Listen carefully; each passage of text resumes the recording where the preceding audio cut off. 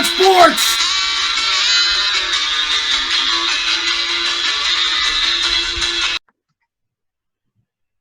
All right, you know how I always like to start our shows by looking out and seeing how many inches of rain are coming into my basement. Oh, now where are you guys at? We're in Pittsburgh. We live in Pittsburgh. Pittsburgh. I love Pittsburgh. That's great. And Gary lives somewhere. Okay, somewhere. Actually All right. in Philadelphia, Steve, right down the road from In me. Philadelphia. Undisclosed location. So I have with me Chris Doc Fletcher, Gary the Splendid Splinter Kin, our guest tonight from the Baseball Project, Steve the Penitentiary Base Wynn. Well, no, I don't want to take on that nickname. I think of something else. You can call me you can call me the franchise. I'm going to call you the franchise then. I like the that. Franchise. I'll take that one. So it'll be Steve the Franchise Wynn, and I am Dave Tony C. Finoli. How you guys doing tonight? All right, how are you, David? Dave, I'm excited for show number 11, buddy. Turn it up to 11. Oh, I love it. And why is it 11, Fletch? Because it's one more than 10, Dave. And it's Oh, going to be perfect. loud. And we got a Perfect, rocker my friend. tonight, fellas. Oh, we got one of the great, one of my favorites, and I know one of Fletcher's favorites. And if Gary listened to music, it would be one of his favorites too. Well. We got Steve Wynn from the Baseball Project, which I've always gotten a kick out of the songs as a lifelong baseball fan. Enjoyed them very much. So why don't you tell us how the Baseball Project came together? Sure. And I'm here, by the way, with Linda Pitmon of the Baseball Project as well. So you're getting a 2-for-1 switch. Awesome. Good evening. Does she have a very favorite baseball nickname? I don't know, Linda. You got a favorite baseball nickname? You're gonna be put on the spot. Tortuga. She's going current. Nice. I like it. She's a Twins fan.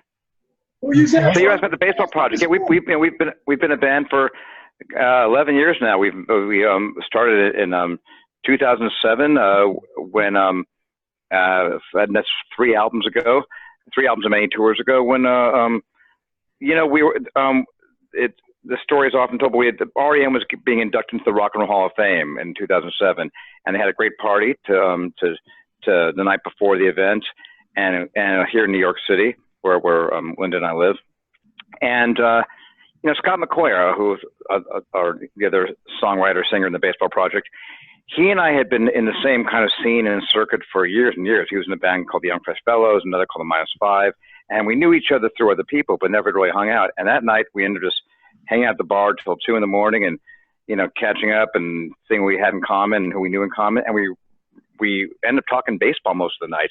And at a certain point in the evening, he said, I've always wanted to write a full album with songs about baseball. And I said, you know what? Same, I have too. So I think from that point, starting the next day, we were already sending songs back and forth and writing them furiously. And 3 months later, we had a whole album written and recorded. And that was our first album, Frozen Ropes and Dying Quails. Very cool. Which I'm holding a copy of now, Steve. You can't see, but we're giving you the plug here. I can see it. I can see it in my mind. I can see it. So Steve, you grew up in L.A., but you told me you're not really a Dodger fan, and Linda being a Twins fan, you got a little mixed marriage going on here. Oh, all kinds of complications there. Yes, and it looks like we're headed for a freight train directly to a confrontation in October, which we've had before in the past because the Twins and Yankees are looking so good. It's weird. I grew up in L.A., born and raised in L.A., lived there for 34 years. Started my making records out there with the Dream Syndicate. But the thing is, growing up in the 70s, which I did as a baseball fan, and being kind of a rock and roller at heart, just really, and liking, kind of, out there stuff, like heavy stuff, Alice Cooper and whatever else, and Roxy Music and whatever. The Dodgers just didn't appeal to me. Yeah. Any team with Steve Garvey just was not playing to a guy who was a rocker at heart. It's like, oh my God, I cannot look at this infield with Steve Garvey and Bill Russell, out there and Ron Say and all this, and just be excited about this team. I want somebody who kind of matches the way I'm thinking about the world. And I got more excitement at that time from the Reds, from the Big Red Machine, who are, kind of, wild and swaggering and had attitude, and also from the A's at the same period. So I was the guy who would go to Dodger Stadium as a 13-year-old and go, and cheer the Reds when they would play each other and make lots of friends that way. and I became a Dodger fan again a few years later when they got Fernando Valenzuela, who kind of made it safe to kind of be okay with, the Steve Garvey team, and I got back into the Dodgers and, was a fan throughout the 80s. But I moved here moved to New York in 1994, and I've always loved New York, always wanted to live here, always thought it was the coolest place on earth. So I wanted to have a team here that I could cheer for. And it couldn't be the Mets because I was a Dodger fan at the time, so I didn't want another National League team to complicate things. So I chose the horrible, hapless, terrible Yankees who hadn't won anything, in over a decade. This is 1994. So I figured, well, that's pretty safe. I'm not going to be jumping on a bandwagon, and they're not likely to face the Dodgers anytime soon because they stink. And I became a fan. All of a sudden, I started winning. So that was a lot of fun. And I think over time, over 25 years living in New York and watching games, which I'm doing right this very minute. Actually, I've got the game on TV right now. I know we're not going out live, so I don't want to confuse your listeners, but I am at this moment watching the Yankees, and I do it every night. So I've had to defend to a lot of people the idea of being a fan of the team that's not the team you grew up with and not the city you're from. And some people think that's absolute heresy. To me, it's like, if you can't be with the team you love the team you're with. Nice. I hear you. Steve, I think what I'm curious about is, it's an unusual approach, writing songs about baseball, but being a rocker. I mean, what was when you were a kid, were you a big baseball fan then? Were you into the baseball history? Because, I mean, you're writing songs about Ed Delahanty, 110 years ago. Or that's Scott's song, but I know all about the Delahanty brothers. And that's exactly. I mean, that's the kind of fans we are. I mean, we're fans of the game right now, but also historians, and we know our history. And you'll hear on our records, there are a lot of songs that kind of take place in the late 60s or early 70s, because that's when we were, of course, paying the most attention. But speaking for myself, I was, of the members of the band, the 5 members of the Baseball Project, Peter Buck, Mike Mills, Scott McCoy, Linda, and myself, I'm probably the worst baseball player of the 5. I mean, the rest of them all played in Little League or whatever, high school ball or whatever. I was a sports writer. That's what I wanted to be. I was writing for the, everything from the junior high school and high school paper up to the local regional paper in Santa Monica. So I was kind of memorize stats. I could name everybody's batting average and throughout the last 100 years, and and also all the great stories in the history of baseball. So I think that really lent itself to writing songs about it. I had my favorite things about the game that I just loved, and I'm sure Scott was the same. And on the first record, we kind of went right for the ones we always loved, like the Delahanty story, or I know Scott wanted to tell a story about his relationship with Willie Mays and how it related to his father and seeing Willie Mays as a kid. For me, it was Sandy Koufax retiring at 30, or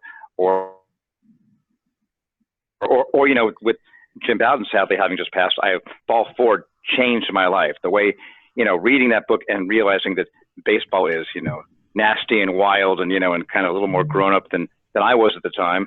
I love stories like the story of, I hope I can say this on your podcast, Ted fucking Williams, which is one of our songs. And, I always like, if I ever write an album about baseball, that's going in there right away. Ted fucking Williams has to be on the album. It was. Let's just talked about that last week, ironically. Yeah, Steve, we had a big discussion about that song. Yeah. We were talking about Jim Bouton. You and I met at the Clemente Museum one night after one of your shows here in Pittsburgh. And, that was one of those nights where talking about baseball at 2 o'clock in the morning. I think it was closer to 4 when I left. Mm-hmm, but it was. You're always welcome here in Pittsburgh, you and Linda both. And, you've written songs about – you guys have done songs about Harvey Haddix and Doc Ellis. I'm going to put you on the spot here. We want a Roberto Clemente song at some point. Oh, actually, I've sort of had one in the works for a while now. And, there's a lot of angles you could take with that one. And that's our approach to – writing about baseball is almost like sports writer. Like, what's the angle? What's the story? What's, somebody says, well, you should write a song about Mike Trout. I would say, what in the world can you say about Mike Trout? Like, the world's most greatest ball player of our time and the most boring ball player, nothing to say. Clemente, what would you say about Clemente in a song? What would be the thing you would single out as a fan? Well, I would talk about the decision to even go on that plane, knowing that it was overloaded and responsibility he had, knowing that they were stealing those supplies, but they weren't going to do it. They weren't going to steal those supplies if he was there, and that's what drove him. That is what drove him. Although I always had the thought and always said, if he had landed at that plane, he doesn't make it back. You think, really? The Sandinista government would have killed him. Wow. Yeah. Wow. Yeah. You know what? I've never heard that said before, but I can see the point. Yeah. That's heavy. But See that. So that's one story, and we've gone. With our records, we told lots of very hard, dark, or sad stories. We told the story of Carl Mays hitting Ray Chapman, and we've told the story about Tony Caniglia. Our second album was a lot of beanballs. Actually, that's kind of a theme on that record. But we've written some of the harder subjects. Clemente, two things that I've thought about, and this shows up the way we think about songs, is one is that how the Precious gave him a hard time forever about being a hypochondriac, and that bugs me somehow. I don't know what you would say about that. And the other is this, and this is probably the song I wanted to write about him, and I'm not sure where I would go with this, but the fact they called him Bob for years. Bob. He had to be Bob. God, that's terrible. That Roberto Clemente had to be Bob Clemente. So things like when we're writing songs, we think about stuff like that, and then where do you go with that for three verses and chorus? Absolutely, he despised that. One of the things that he referred to himself as being a double nigger is how he put it because of his Spanish language. They would quote him phonetically, which was unbelievable. And he said that about himself? No, yeah, that's what he said about himself. Oh my God, that wouldn't be in a song. I wouldn't even dare to do that. But wow. Yeah, no, there's a lot of complexities with the man.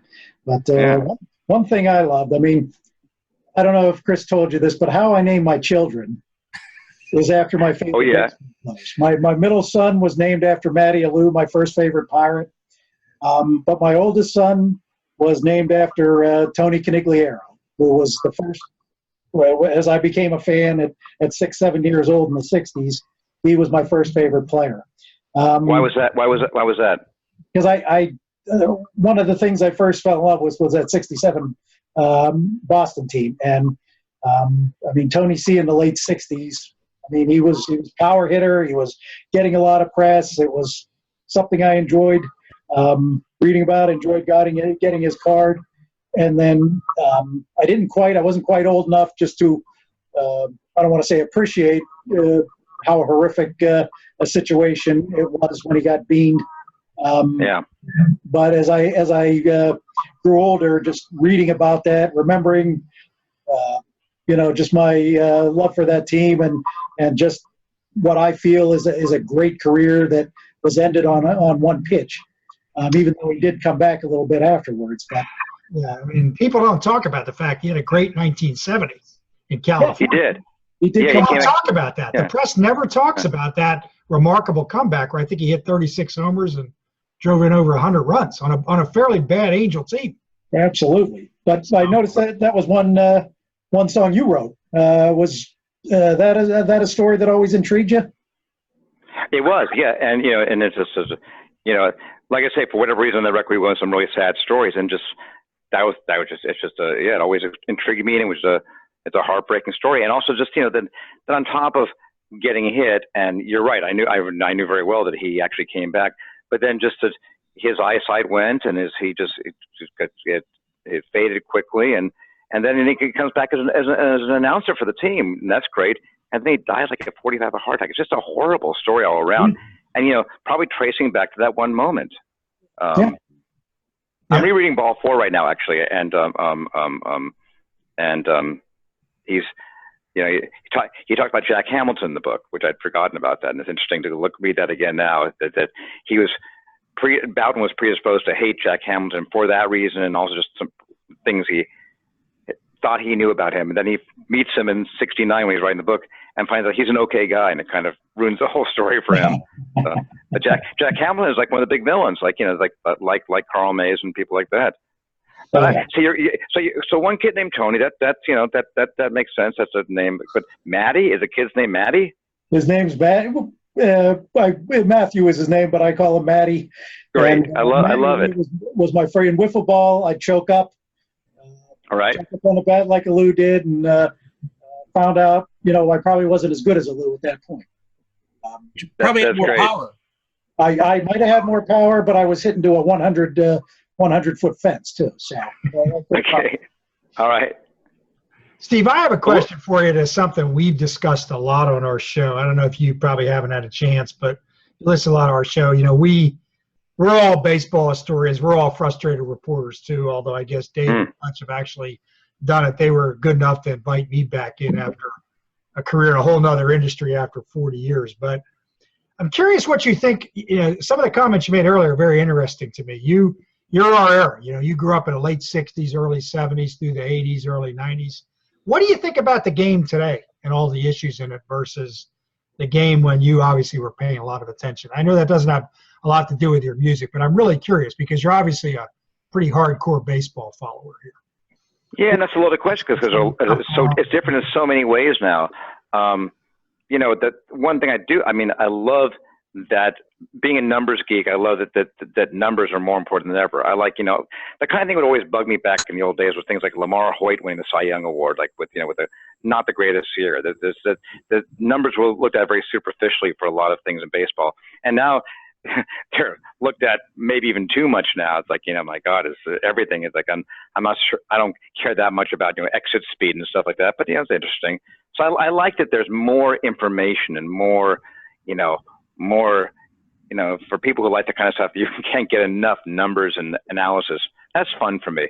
On the other hand, like a lot of people, I don't love that the whole thing was come down to strikeouts and home runs and not much else. That drives me bonkers. I don't get me started on people who won't hit against a shift. That drives me nuts. I hate that. So there are things that, and I know that comes down to people playing percentages. I suffered through Mark Teixeira, in New York, watching him refuse to hit against the shift. And I think, now you're, instead of batting 300, you're batting 230, and you're a very proud man that you will not go against your game because numbers tell you got to play it that way. Drives me nuts. Be a hitter. Get out there. If you're a musician, get out there and play the show. If you're an actor, get out there and act. If you're whatever, and if you're a hitter, just get out there and be a hitter. My God. So that's now you hear what I get upset about. But I love the game still as much as I ever did, and I think it's exciting. And look, I think there's no denying that players today are just better players. That the players we grew up watching wouldn't stand a chance against these guys because they're just so they're using every bit of knowledge and physical training they have to get to where they are. And so you're watching such high level baseball, and again, going back to ball 4 again, reading the book, they're just like, showing up hungover and getting hammered, every night and stuff like that. That wouldn't work now. So it's, I guess, exciting seeing great play like that right now. Well, as you mentioned the shift, Brian Reynolds, who is our star rookie on the Pirates, just took a very soft swing down the third base line for a double because everybody was shifted over to the right. So there's one guy who hit against the shift there. Proves your point. That's great. It just seems like the logical thing to do. Of course, if I was a hitter, I'd be batting 0 right now. So who am I to say? But but to me, it's like hit against the damn shift. Yeah, I agree. So Steve, a question for you too. You're playing music at a very, very high level both with the Dream Syndicate and then also with the Baseball Project. How do you think that compares with baseball? What kind of connections do you feel like between music and baseball at that level? Well, in a similar way, it's funny that you bring that up. I'm not thinking about this a lot. In baseball, even your most hated player who just drives you nuts and can't get a hit to save his life, he's still one of the 600 best baseball players in the world. So you have to remember. And I think I look at even my career where I haven't sold millions of records, but I've been out there doing it for 35 years and made a bunch of records and toured a lot and done a lot of shows and kind of know what I'm doing by now. And I realized, I get to be in the top, even on a day where you go like, man, I'm tired and there's a long drive to the next city and this club, the sound on stage is weird or whatever things might get you frustrated at that moment. You realize you're like living the dream. And I think that's a similar thing between maybe a baseball player, and a musician is like, if you're lucky, you get to perform at the top level, like you say. And I've had a good time doing that. So there's that. There's also like, like I say, I'm not an athlete. Never was. I'll put on Linda soon. She actually was a championship diver in high school, so she knows that side of things better than I do. But when I watch play, I think, how can they possibly? I'm walking right now, and how can every hitter have in his mind what that pitcher did against him before, react at the moment to the pitch, know what's happening on the base path? And I guess the same as what we do in music, where you can be on stage playing a song and somebody plays one different note and you hear it from across the stage and react to it in that moment. So I guess it's same. There's an athleticism to and instinct and fun to both things. Now, did you had a lot of fun at Cleveland this past week? You were playing there during the All-Star festivities? Oh, couldn't have had more fun. That's a dream come true. I mean, that's everything we love coming together. That's, being the house band at the Rock and Roll Hall of Fame. So as a music fanatic, which we most certainly all are, being in the midst of that world, being kind of at this taken in by them as part of the Hall of Fame for 3 days was great. But at the same time, getting to go to the All-Star game and home run derby, and they gave us great seats. Man, that was thanks to the Hall of Fame. We got set up nicely, and we got to meet Gaylord Perry and Dennis Martinez and Dave Winfield in the same week. So that was fun too. So we had it all going on. It was fantasy week for us. Oh, that's awesome. Gaylord Perry, always one of the, as we approach the 50th anniversary of the moon landing, one of my favorite stories in baseball is always telling Gaylord Perry, I guess he'll hit a home run when the man lands on the moon, and he hits his first major league home run the day Neil Armstrong and Buzz Aldrin land on the moon. One of my favorite baseball stories.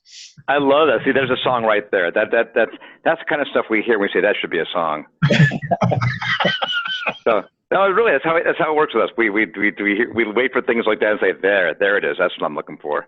Yeah, I'm going to give you the Twins' perspective on things now. From the drummer of the band, from Linda Pitmon. So I'm going to put her on to see what she's got. Hang on, guys. Here's Linda. Sounds great.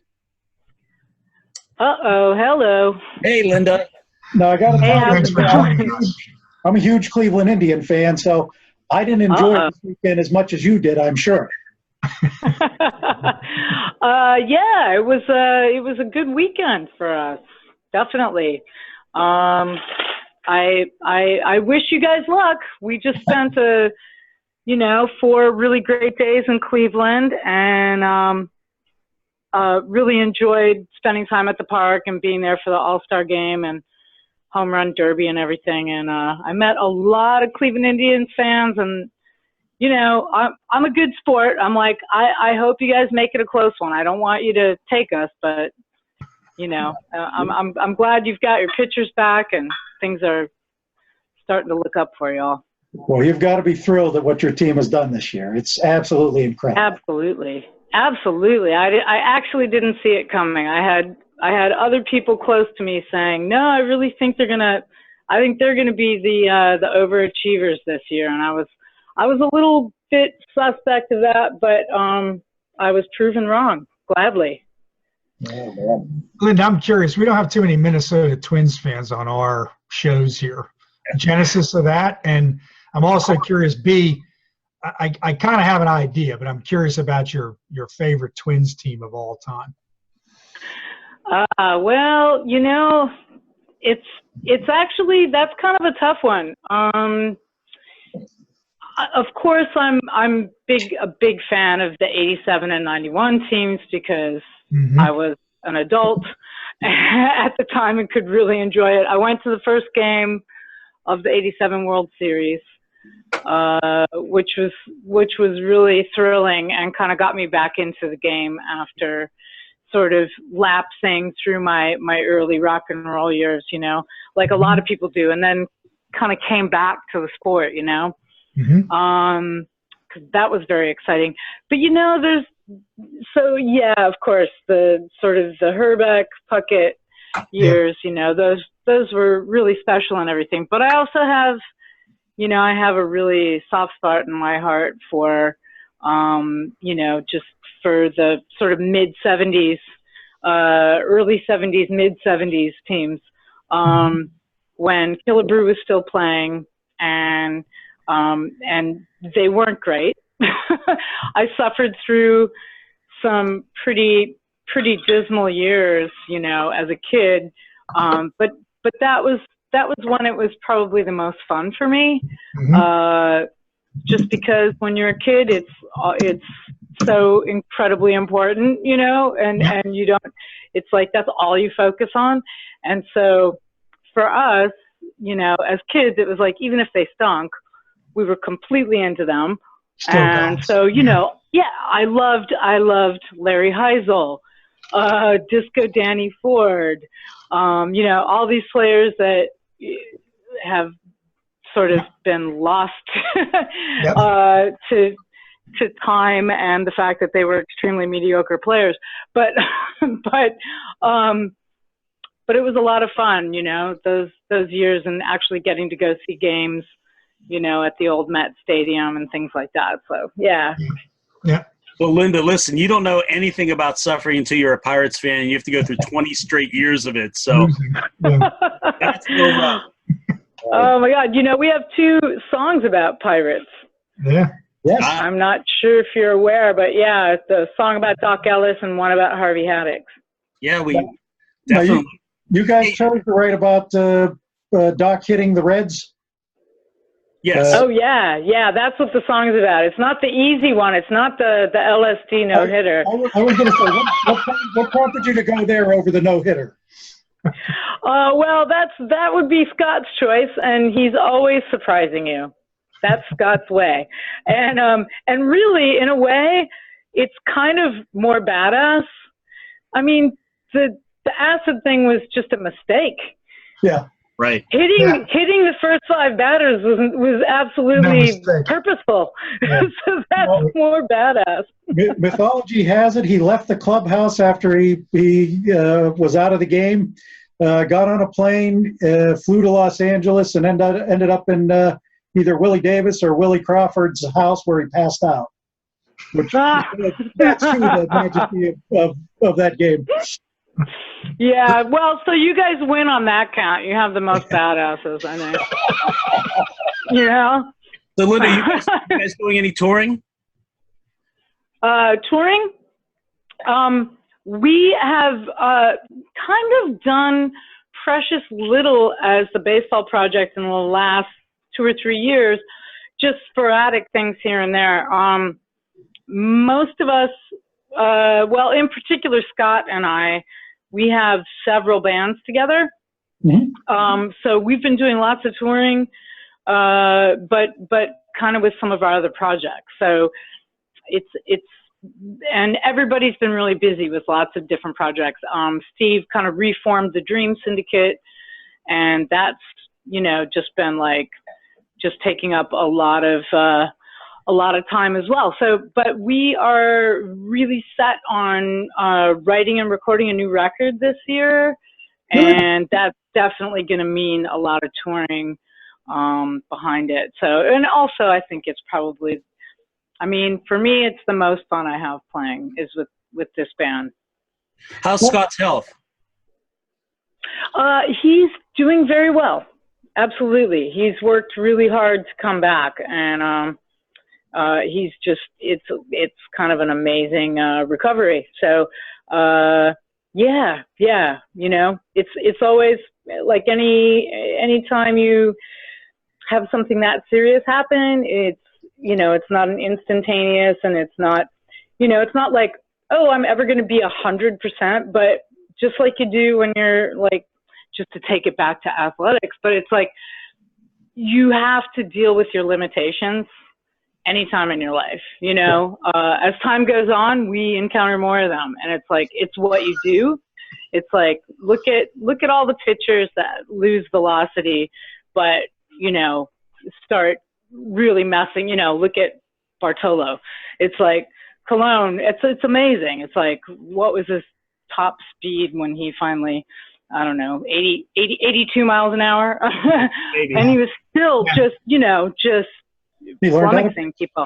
So it's like, that's kind of like what we all do, is we just sort of like go, all right, well, we're getting older. We don't have a 96 mile an hour fastball, but we're still damn good, and we're crafty. Well, we have named you the official house band of Bitter Men on Sports. We're kind of winding up a little here, so can we count on you guys to come back and be a guest again? Absolutely. You know it. Anytime. And we'll get the other guys involved as well. That's Fantastic. awesome. Thank you both so much. Thank you both very much for joining us here. Absolutely. It was a pleasure. All right. You Good guys luck have a to your night. Indians. Enjoy, Good luck to the Pirates.